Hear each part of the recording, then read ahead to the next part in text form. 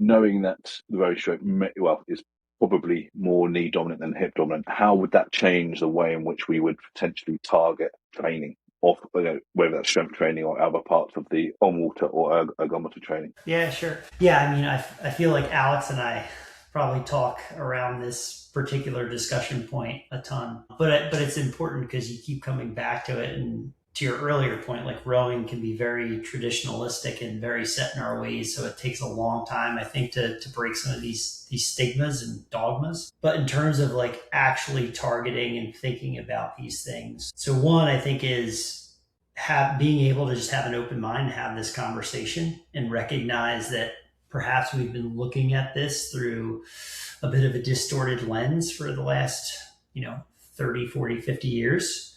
And that being said, like we have technologies and ability to view and measure things that we didn't previously had several decades ago, right? So we're able to evaluate and monitor and test things that we couldn't do to the degree that we could previously. So that's the first thing. The second thing is that I think in terms of training, I think the biggest area that you can really influence this is within the S&C space. And so to me, it's critically looking at what are we prioritizing from a lower body